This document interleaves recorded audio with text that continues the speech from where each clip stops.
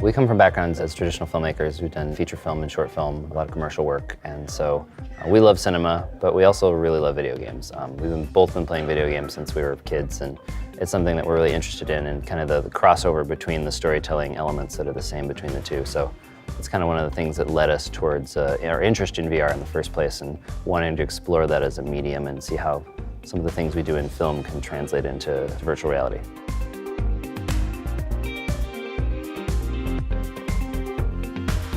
Alex has done a lot of writing and directing, and I came from kind of a cinematography background. We both did a feature together, and I shot it and he directed it, and we've just kind of been working in the film industry for 6 years and been making music videos and films and commercials and experimenting a lot in traditional filmmaking too. I think my favorite part of cinematography was always designing shots that had never been done before, because it just kind of keeps it fresh and new, and every shot we do every day is something that probably hasn't been done before.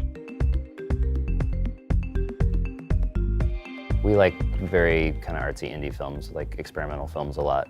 And so that kind of aesthetic and trying to try different things and experiment with the medium and sort of, shake it around until it breaks and figure out what's interesting about that.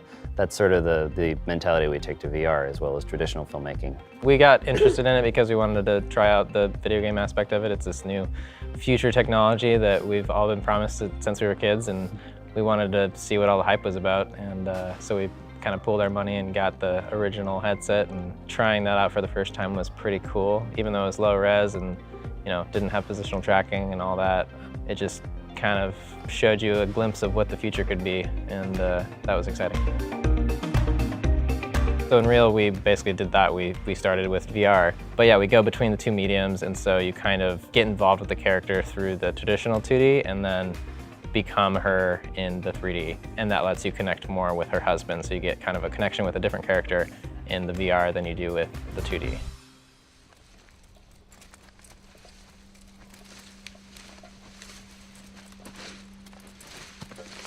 My Brother's Keeper is a story set during the American Civil War. It's about two estranged brothers that find themselves on the Union and Confederate lines during the Battle of Antietam, and they meet each other on the battlefield. And the film follows as the two brothers kind of move towards that battlefield, and we look back at their memories of growing up together and kind of think about brotherhood and what the cost of war is.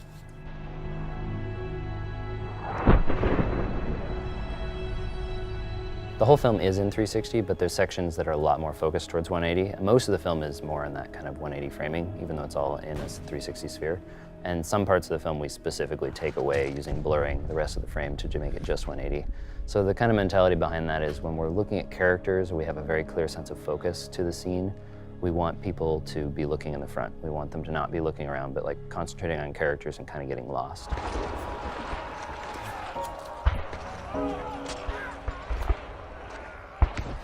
Battle scenes are shot in slow motion. They've got kind of, this melodic music underneath.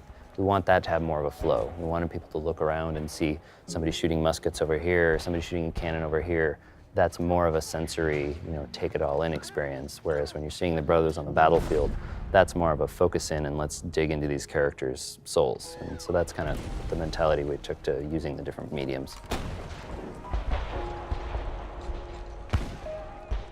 Working on set with the Jaunt was like the best experience ever, because we didn't have to worry about the camera. Like, I am constantly worried about the focus on the GoPros, because you can individually focus each camera and you have to lock it down yourself. Even though there's 24 cameras, it's easier to use than a 3-camera rig that we have, because it's all built into one system. There's not a lot of VR cameras that are professionally built and manufactured to do shooting for VR. It's mostly hacked together stuff. So having a one-off system that does that, you upload it to the cloud, it stitches everything, brings it back, you have footage, is pretty amazing. And the ideas at the heart of storytelling are the same across almost any medium. You're trying to convey emotion, you're trying to make a human connection. And we think that by trying to practice and learn about those in different mediums and platforms, it kind of raises our ability and understanding of the whole thing. And I think that's an important thing for artists in this day and age, because there's so many different mediums out there. We're going to experiment with all these mediums. We need to have a really good understanding of how art works and how it can be used in different ways.